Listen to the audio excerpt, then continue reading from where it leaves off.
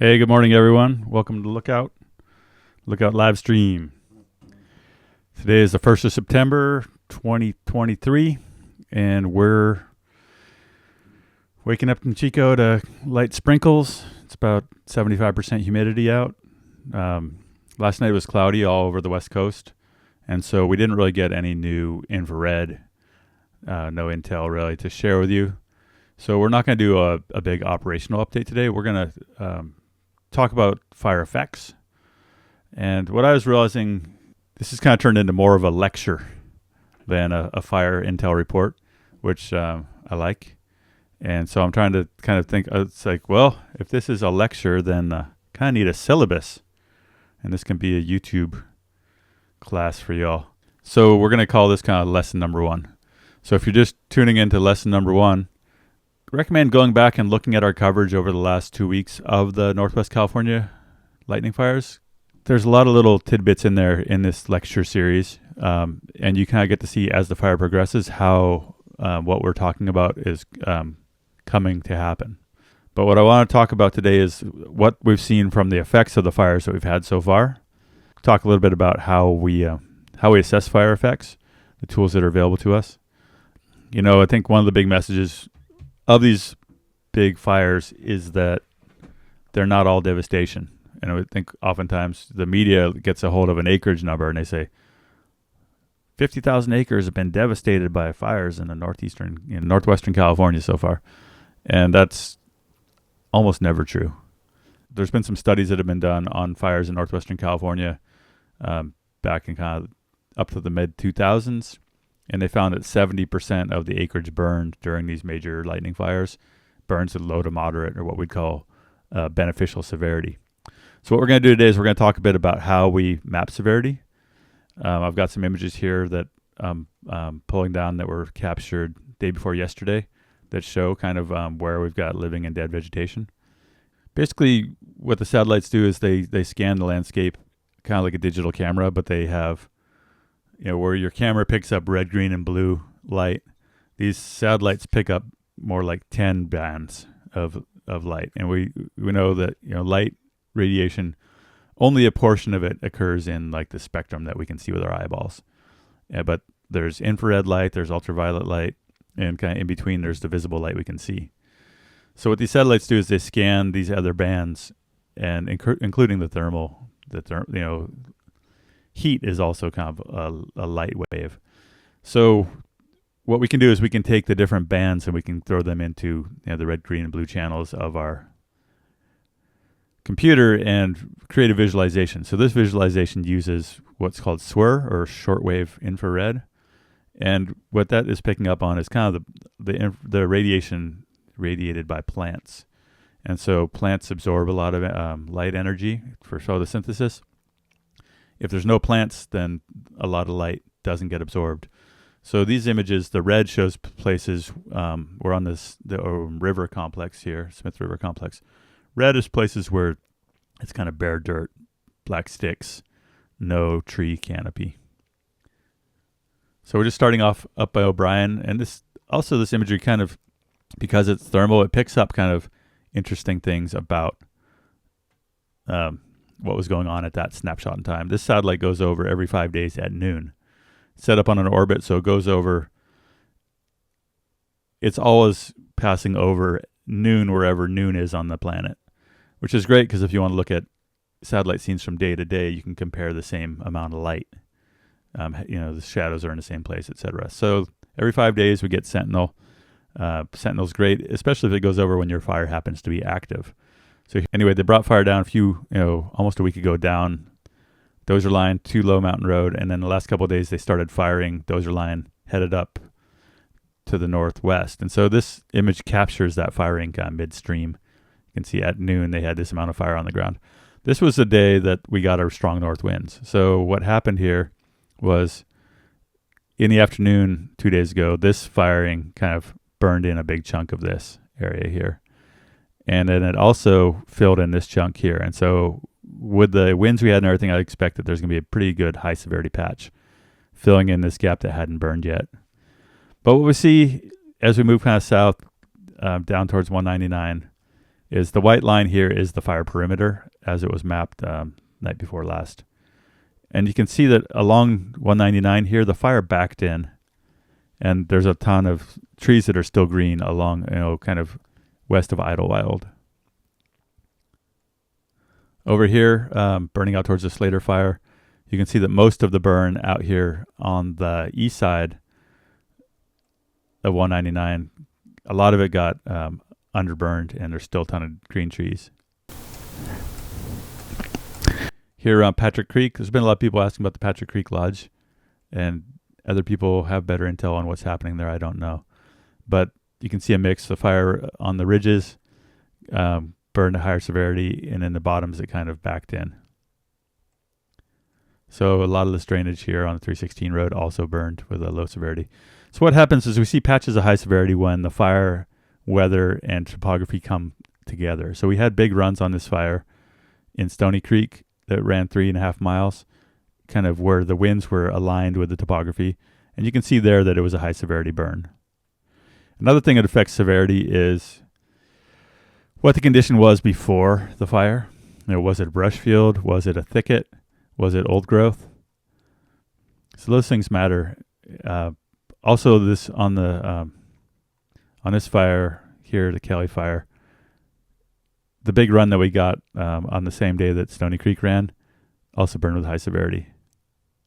Since then, the fire hasn't moved as much on this, and you can see in the time basically since that big run happened, over the course of about a week, the fire backed down here, down towards the 427 road, and you've gotten a whole bunch of kind of beneficial fire severity.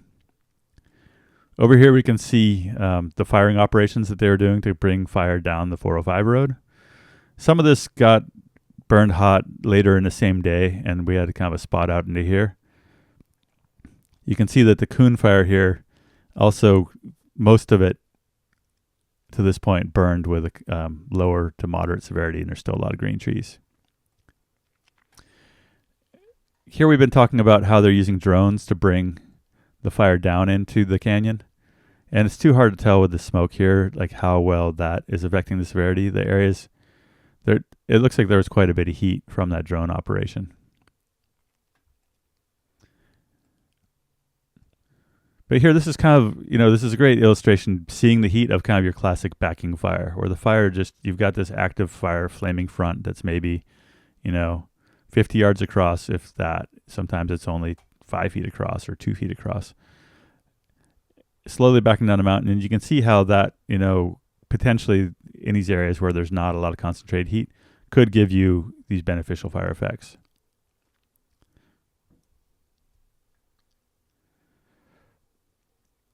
So we're talking a little bit about how pre-existing conditions affect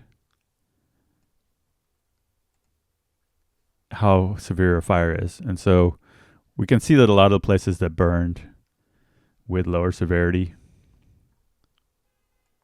had bigger trees there before. So there's more shade, there's more moisture held there.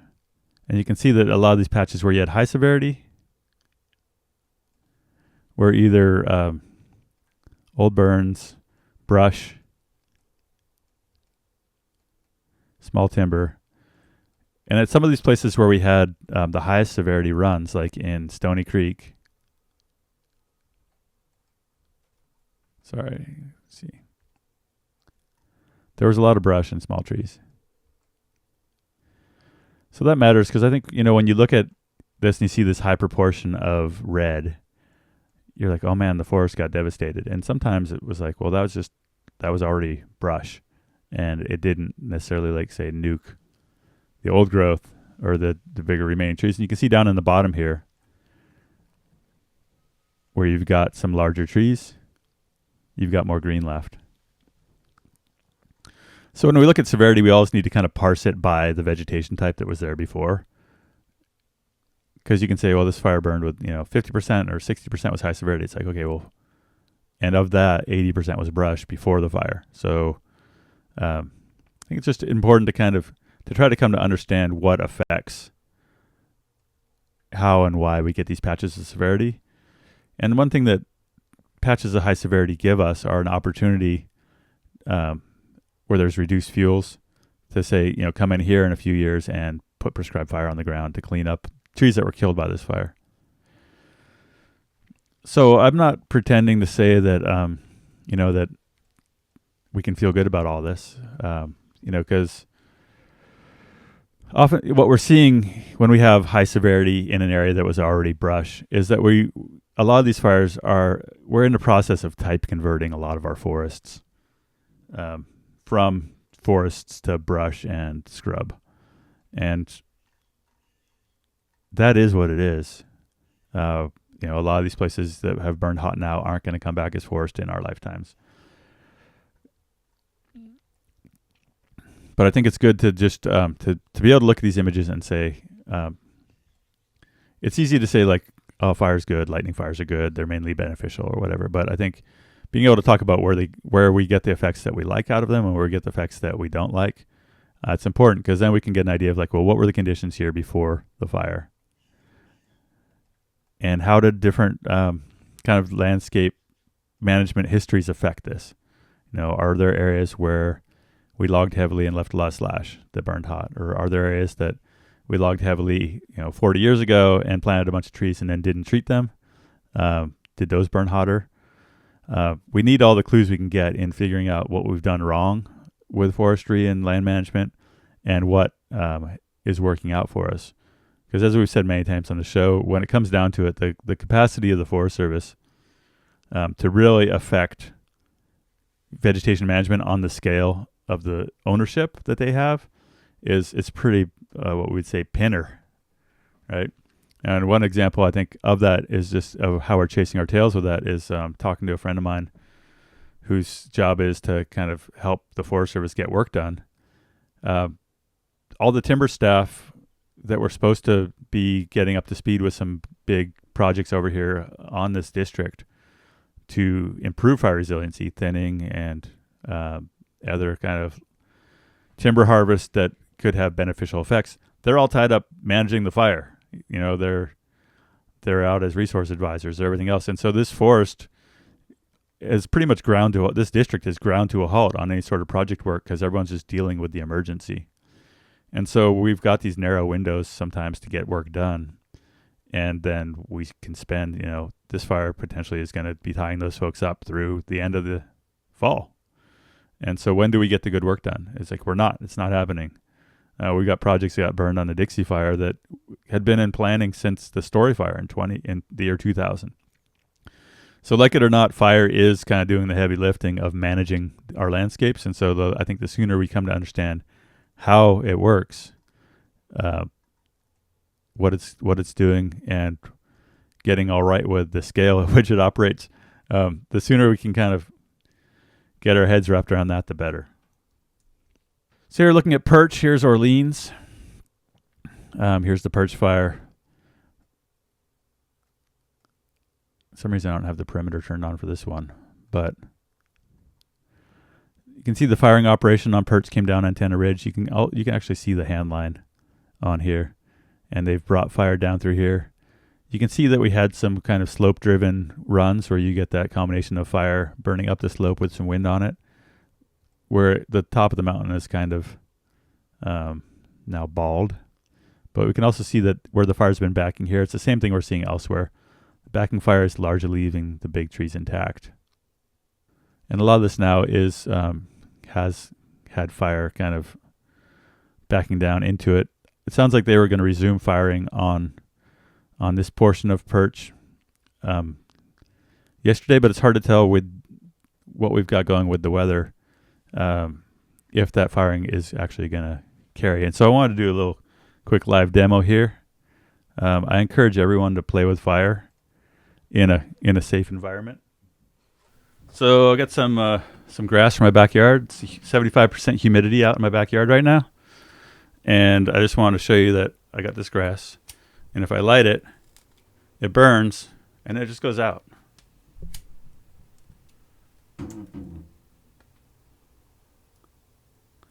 And that's what we call kind of the moisture of extinction. Moisture extinction is the kind of fuel moisture at which the material can't burn. And So when we do prescribed burns, we're developing, the prescription is the humidity and the temperature and the wind speed that we want to burn at to make sure we get the effects we want. And a lot of that is based around being able to control the fire. So we can take the fuel moisture, the temperature, and kind of where we are on the slope, and we can calculate what we call probability of ignition. And the probability of ignition is if I throw 100 matches out on the landscape, how many of them are going to become fires? How many of them are going to spread on their own? So right now, the probability of ignition in my backyard per our experiment just now and per the numbers is like, 10%. Maybe if it lands at the base of the biggest clump of grass that's had a little sun on it this morning, maybe that'll burn. Maybe 5%. So when we do burns, oftentimes we look at like, okay, maybe we'll aim for a 70% probability of ignition, meaning that it's not likely we're going to torch up trees. And if we do, it's not super likely that those spot fires, those embers that go over the line, are going to start a new fire. So as we can see, looking at our weather conditions, we got 98 in Gasky, 95. That's wet. That's dripping wet. Some places over here in the redwoods, we got 100% humidity. We've got 90% humidity over in Wairika, which is basically a desert. We got temperatures in the 40s to 60s. So our probability of ignition out there right now is 5%. Not good if you're trying to do it. So that's one reason that these fires didn't blow up the other day. When we looked at over in Gasky, we saw these fires really ran hard for a couple hours on the webcams, and they were surely throwing embers all over the place. But those embers were landing in a fuel bed that was not receptive, and so they didn't become other large fires. During the Dixie Fire, we had days at a time where our probability of ignition was 100%. And so these models are looking at okay, you're going to have a fire, it's going to torch up, and it's going to throw out a bunch of embers, and those embers are going to start new fires. And that's kind of one of the mechanisms that spreads fire quickly when we have severe conditions. But right now, even though we had north winds and the humidity came down for a few hours, any embers, the fire could only move as fast as it could move, kind of branch to branch, tree to tree. What really spreads our big, explosive, scary fire growth is long-range spotting. And that's how the barrack fire could run 40 miles in an afternoon, is it was spotting a mile, 2 miles ahead of it. And so it just moves as a bunch of independent fires that grow together. So back to our severity map here. As we said earlier, just firing operations are the tool we have to contain these large fires. And right now, we don't have that tool. So if we stay moist and then don't have an opportunity to get the firing actually done, or we put fire on the ground, just kind of skunks around, and then now we've got more fire on the ground, but not complete consumption of the fuels, that's bad news. So the rain's helping firefighters for sure, but the one drawback is that it makes it hard to do firing. So to come over here and look at mosquito before the wind event, as we've been mentioning on mosquito, they've kind of been working hard to tie in these road systems. And then we can see that day before yesterday, during that wind event, we saw this fire take off and start to head up this slope. And we can see where it's been backing down. It's had mixed severity, but we can see also that they fired this whole eastern flank of the fire, the northeast flank, and that all the firing that they did off the roads basically was low severity. And this fire, almost all of the backing fire did down the mountain to the north slope, was kind of beneficial fire. So overall, the mosquito, it's okay, we've got, maybe 30% of it burned with a high severity. And that's your classic 70% low to moderate severity fire. Starts on top of the mountain. We expect our south-facing slopes to have denser vegetation because there's less competition for light on south-facing slopes. And so the brush can grow dense and it still gets plenty of light. On the north-facing slopes, everything's competing for less light, and so the trees reach up taller, and the vegetation, you don't have as much brush underneath. So oftentimes we see lower severity on north slopes, and then when it backs down the north slope, all the better. So, we do tend to see bigger patches of higher severity on the south-facing slopes that have denser vegetation, dry out quicker, and in this case, get pushed by up canyon afternoon winds. Over here on the bluff fire, you can see there's been quite a bit of heat put into the equation along this perimeter as it's been fired. But even then, a lot of that has been low to moderate severity. And, really, you don't want your firing operation to be high severity because then you get spots and embers. And so the whole idea of putting fire on the ground is to put it on the ground in such a way that you consume the ground fuel, but that you're not just torching up everything and having to chase spots down the hill all day long. So same thing here. This actually hasn't burned yet in this fire. This is the firing operation out ahead of it. But a lot of also on bluff. So everything on bluff inside this perimeter here also burned with low to moderate severity, except these little patches. And like we said before, you come in and look at where those little patches are, and oftentimes they're a clear cut or they're a brush field. So see these patches that burned hot in here.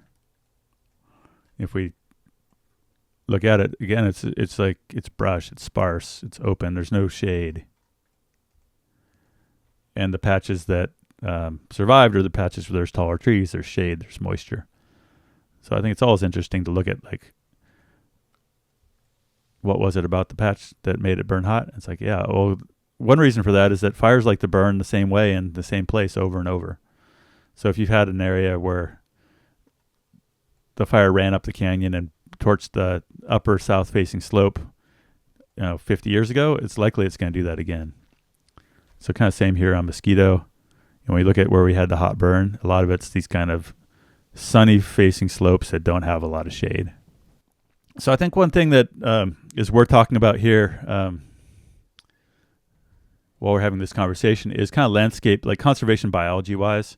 There's some interesting kinds of things that this imagery does for us. And that's, if we want to look at places on the landscape where we want to try to grow large trees in the future, if we want to try to restore old growth conditions in places that have been, logged or degraded or burned with fire, we have to kind of pick those spots carefully, because if you're going to try to restore forests, you probably want to pick a spot that isn't naturally prone to high severity fire. So you don't probably want to, if you're going to do tree planting for a carbon investment, you probably don't want to fund it on an upper slope here that just burned hot. And I think oftentimes there's this rush to reforest, there's this rush to do something after a fire. You get money and Boy Scouts go out and they plant a bunch of trees. And we gravitate to the places that burned the hottest to go plant the trees again, because they look devastated and they look like they need to be green again. But there's a reason that that place burned the hottest, and that's oftentimes that it's the top of a south-facing slope where up canyon winds are going to blow on it every day. We see that in Concow, where I live here in Chico. The landscape there is set up for these huge downslope canyon winds every night in the summer. It burned hot, and there's a desire to go back and plant trees there and restore it. But it's one of the most fire-prone kind of blowtorch places on the landscape we have. So maybe if you want to go plant trees, maybe you go plant them, at the bottom of a north-facing slope that has tall trees and shade. These maps can kind of give us clues about the reading the landscape and reading how the conditions that were there before led to the outcome that we got now. Kind of while we're on the satellite image tour, I'll jump over here to a pretty scary image. We were talking about what drives fires, long-range spotting, and this is a map I made of the campfire. So we just happened to have a satellite go over right in the middle of the disaster. And so here's Chico, here's Pulga, here's Paradise, and here's the campfire kind of entering Paradise. I think the crazy thing about this image is that there's like thousands of people trapped in this image. And from space, it's just this interesting mix of colors, right? But in reality, there's thousands of people in this image in traffic jams, trying to get out the Skyway, driving through fire. You can see fire impinging on all the major roads out of town. But what's interesting to me about this is you see that the fire was spreading as hundreds of small fires, embers that started new fires, those fires started new fires themselves. And so we think of how fire spreads across the landscape, and this is worth a million words. During this event, we had really dry conditions, and so really high probability of ignition. And we also had pine needles and black oak leaves, super dry. Every ember could start a new fire. So the fire itself that was burning a lot of these homes wasn't, in some places it was this firestorm. In other places it was just like fire cruising along with little flames through pine needles and oaks and then catching a house on fire because there was no firefighting going on and because people had pine needles and oak leaves right up to the wood siding of their house. So this is one we talk about being ember aware. and having the zone 0 of the first few feet off your house having nothing burnable is because if a lot of folks out here had that zone 0 protection, these little fires that were spreading slowly out wouldn't have been able to catch their house on fire. Coming in here, I want to talk just about Dixie, just to give you a sense of scale. Like, this fire is 1 million acres, more if you count the Beckworth over here. But it burned over the course of, 10 weeks. During that course of that fire, we had all kinds, every weather condition you can imagine that would happen between July and September. So the fire started down here in the Feather River Canyon, and it burned a lot, fairly high severity kind of at the get-go. And there were times where there's islands that survived, but a lot of it burned hot. We were in drought. And then something interesting happened. The fire made a big run up the Feather River Canyon. It kind of burned from down here by Tobin all the way up kind of to Virgilia in the course of about a day and a half. When that happens on these big fires, it punches up a ton of smoke, enormous amount of smoke. And that tends to happen when we have a frontal passage. Unstable air, regional kind of big wind movement. And then what we know is that after we have a front that moves through, we almost always have stable high pressure weather system that sits in, right? So big run, huge amount of smoke, massive high severity, and then nothing. There's the smoke packed in, the fire laid down. And so wherever the fire happens to be when that happens, like here, the fire just laid down and then it backed down to the Humboldt Road here over the course of like probably a week. So this is like the last week of July. And so in the middle of this huge drought season, high severity, 1 million acre fire, we got this, week, 10 days of low severity fire. And this was a problem because basically Humboldt Road runs down through here from Butte Meadows up to Lake Almanor, and it's the only kind of major road through. There's Humboldt Road and Humbug Road. And other than that, the Feather River Canyon is, no place to really landscape scale control fire. We know that we've never really contained, once a fire's a couple thousand acres in the Feather River Canyon, and we pick it up like at the top. Humboldt Road, Humbug Road. So Humboldt Road became this kind of major box for the fire, and they put a bunch of effort into prepping and firing this. And the problem was that we were in this strange week-long window of crazy high humidity, smoke, barely see anything. And so you can see that they did a big firing operation all the way from Lake Almanor basically to Butte Meadows. But the conditions weren't conducive to good consumption. It didn't get black enough. And then what happened is after about a week of being packed in, we got our crazy unstable summer weather back. Smoke peeled out, the fire spotted here. And then it made this terrible run of over 100,000 acres in 2 days. It burned up like 50,000 acres of Collins Pine land. Sierra Pacific Industries took big losses. It almost burnt down the town of Chester. Same basic time period that blew up. Other part of the fire here blew up and destroyed Greenville. But all that's to say is just that we have, on a long fire like this, we get this wide range of effects. And those tell the story of the burning conditions. And they can give us some clues about what we might be able to get away with for prescribed fire conditions. There's this hesitation to burn in July, this hesitation to burn in August because people say, oh, it's midsummer, you can't burn. As we've seen from the Klamath over the last 2 weeks, we've had an enormous amount of fire on the ground in August. Statistically, the worst time of the year to have fire, with beneficial effects across 70% of what's burned. So I think that we need to be flexible when we talk about using fire at scale. We need to be flexible about this idea that maybe we can burn in July, maybe we can burn in August, that these big fires are full of stories that give us these examples. They're also full of examples of this kind of terrible things that can happen when your August burn window turns into August firestorm window. But I think we need to keep in mind always the context is that this was happening at the end of an extended drought with insane kind of record-setting fuel moistures, lack of fuel moisture. And as we talked about the other day, that we have opportunities based on this now denuded landscape to put fire into adjacent areas that could look like this if they get a fire, but right now are safe places to apply prescribed fire at scale.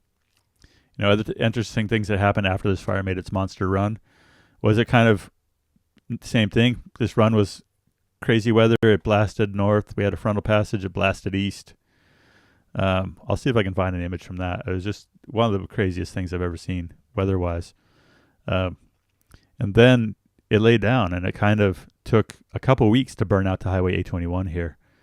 And in the time, then you always during that time you'll have a few hours of strong south winds. You'll have a few hours of strong north winds, and you get these patches. Some of this is the result of firing operations. Some of this is just the result of past land management. Out here on Swain Mountain, as we talked about, pre-existing conditions are important. And so Swain Mountain was basically, it's an experimental forest for the Forest Service. And to be kind of rude and cynical, when you see an experimental forest on a map, that in the past that meant, let's see what happens if we throw all the rules out and log the shit out of this place. All right, so Swain Mountain, high elevation, they're like, whoa, what happens if you clear cut red fir and then burn all the slash and there's like 100 tons per acre and we just leave bare mineral soil? Well, then it's kind of a poor performing plantation and brush field for the next 50 years. And then a fire comes and it all gets nuked. So no offense to anyone who spent their career on the Almanor as a research forester, seeing what happens when you rape and pillage high elevation red fir. Did it for science, but that history has implications, and that implication in this case is that the places that didn't get the experimental treatment survived the Dixie Fire, and the places that did, almost, when I was, 5 years old or younger, they didn't. So, lessons learned. Anyway, it's pretty depressing. I grew up like right here. And so when I look at the Dixie, I look at like everything within 50 miles of where I grew up in 3 of the 4 directions has really gone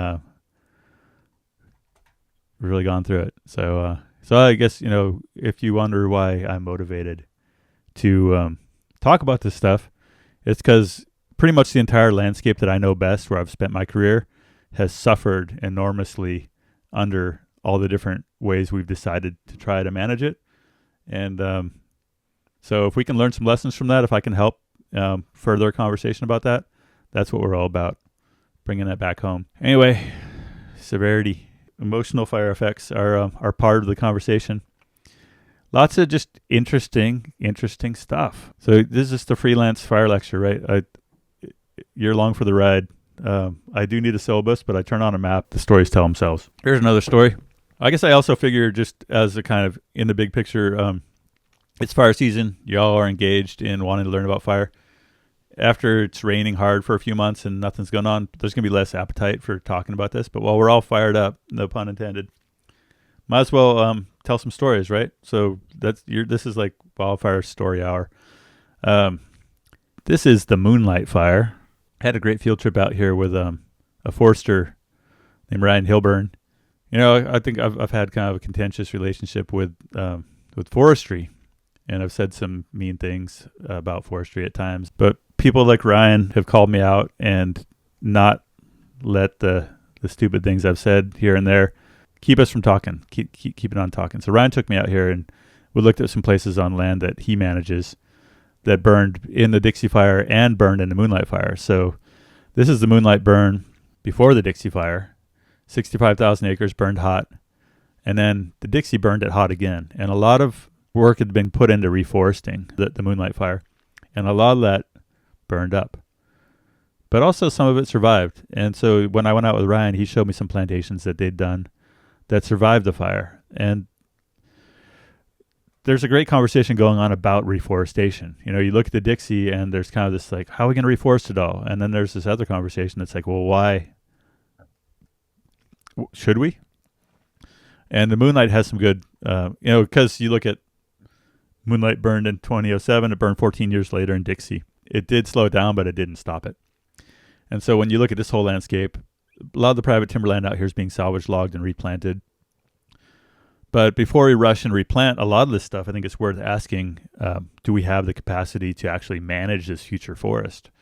The Forest Service has got a terrible track record of they plant a bunch of trees after fire and then they walk away, and then those plantations burn in the next fire.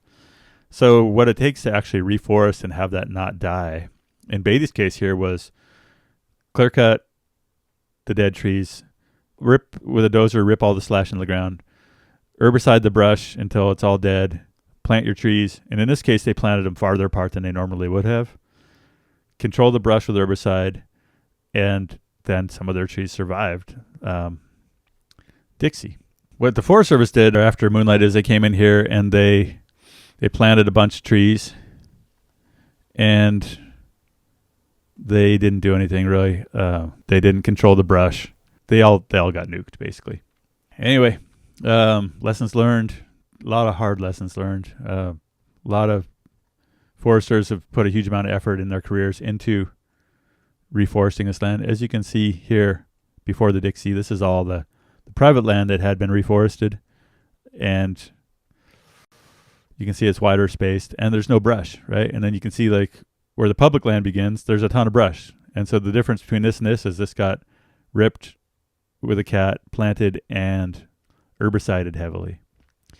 And so that's part of the conversation. If you want to reforest burnt timberlands in fire-prone landscapes, a lot of the times that means heavy application of herbicides to kill the brush. A lot of people don't like herbicides at all. What do you want it to look like? How long? Are you all right with it taking 200 years to be forest again? Are you all right with it not being forest again? And if you go the industrial timber route, how much of that is going to survive the next Dixie Fire? So a lot of subtlety to how we are going to deal with the aftermath of these fires, but a lot of lessons to learn in fires like Moonlight that burned again afterwards. So one thing I wanted to talk about here is this is a kind of interesting spot on the landscape to talk about fire history and fire regime. And so if you look at these, if you fly over this part of the landscape, we're around Susanville here, you see all these fires that run this direction. They run from the southwest to the northeast.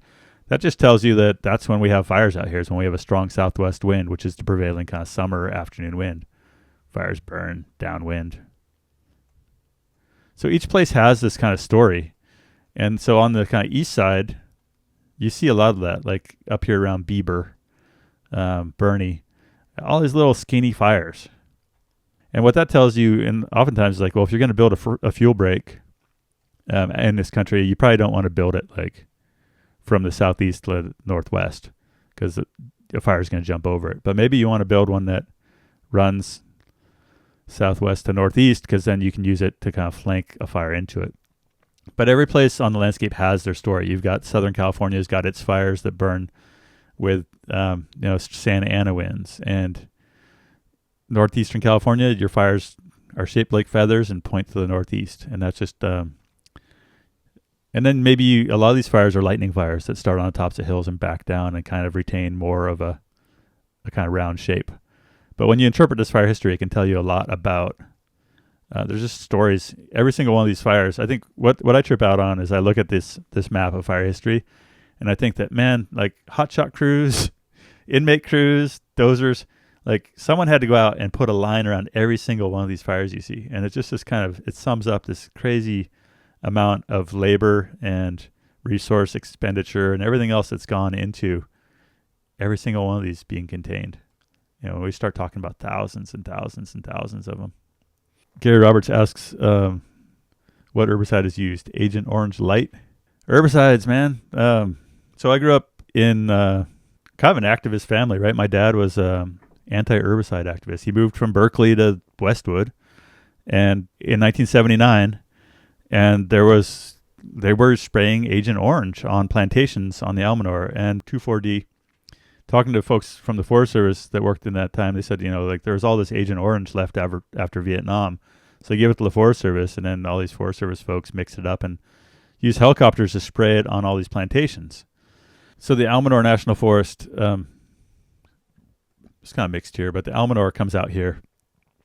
And the Almanor is one of those places where they logged it super heavily. It's just like the Forest Service in general. They logged super heavily kind of from the 50s, 60s, 70s. In the 80s, they were keeping it up. 90s, it got shut down because of the spotted owl, and the whole thing just kind of turned off like a light switch.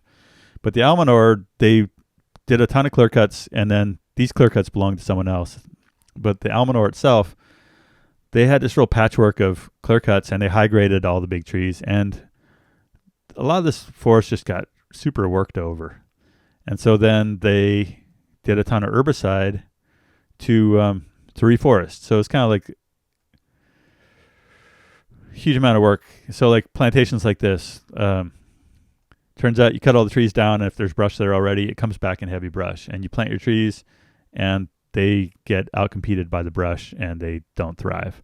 So the Almanor spent a huge amount of energy on controlling brush in their plantations. They didn't spend much energy on thinning their plantations where they'd planted too many trees to start with.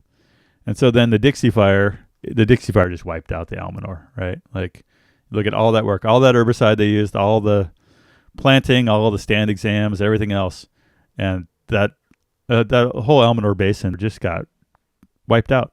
So anyway, to go back to my folks, when we moved to Westwood, there was a lot of spraying going on the timberlands, Forest Service timberlands, and people were getting sick. We had friends who were eating a lot of fish out of Lake Almanor, and then had birth defects.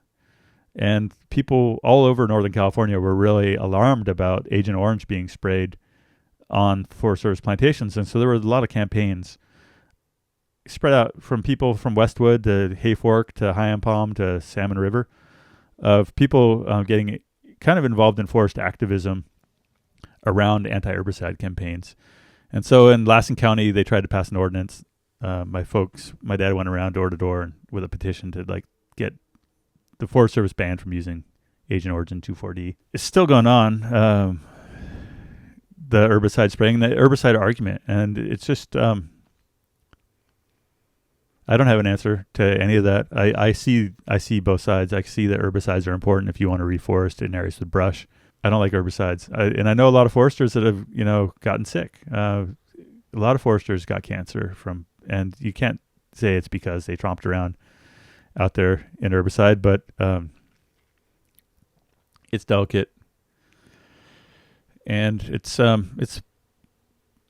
part of the conversation for sure. And we'll try to cover it. One of my best friends he's been working as an industrial forester, and we talk a lot about this. And he says, when you look at the amount of herbicide used in agriculture per acre every year, forestry applying herbicide once or twice in a 50-year rotation is, he says, if you really want to be, involved in reducing toxic herbicide pollution, you should look at agriculture where they spray multiple times every season on the same ground year after year after year. And I think that's a good point. I don't think many people feel that good about dumping a bunch of poison on the ground and the rivers that are the water for the entire state. But there you go. It's complicated. Someone said something about Bogard. So we got a story on our website about firing operations. I encourage you to go check it out. This road here, the 10 road, was kind of the line that was going to be the Dixie Fire, kind of hold the line here. Originally on the Dixie Fire, the plan was to hold it at Highway 44, just because they didn't, I think they had the resources to prep the 10 road all the way around here. And then you see that there's a bunch of private timberland out in here, and they were not game at all to have and rightfully so, to have their clear cuts inside the box of what was going to get burned. So a bunch of effort went into holding the 10 road. And there was a firing operation out here on the 10 road that kind of got pushed. You can see that the fire skunked around out here with this low severity. And then we had a forecast for strong southwest winds. And you can see that the fire made the run. And so out ahead of that wind event, they kind of got rushed into firing this. And then they couldn't hold it. And it became an additional part of the burn. And a lot of energy went into chasing it. you can still see some heat in there when this image is done. But what I think is interesting about that is that this big wind event that came, it actually stopped before the fire got to the road that they'd fired. But in the process, we moved the fire ahead. So the fire was out here. We did a firing operation. Wind event came. Our firing operation fire spread 2 miles. The fire that was coming at the road spread 2 miles. Never got to the road. But in the meantime, we moved the whole front of the fire forward, and so all this land got burned in the same wind event.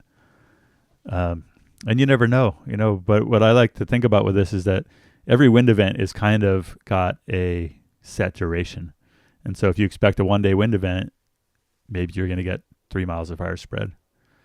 And it's hard to tell. Maybe you're going to get 5 because you get a spot. But it happened many times on the Dixie where our firing operation advanced the fire ahead of where it would have gotten to if we had just not done anything. But on the other hand, when this made its run, it could have spotted all over the place.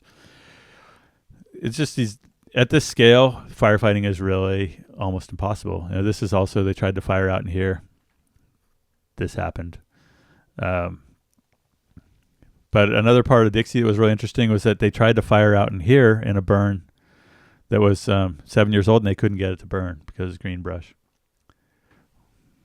So Wildfire 371 says there's a history on the Lassen of firing at the wrong time of day, usually by non-local fire folks.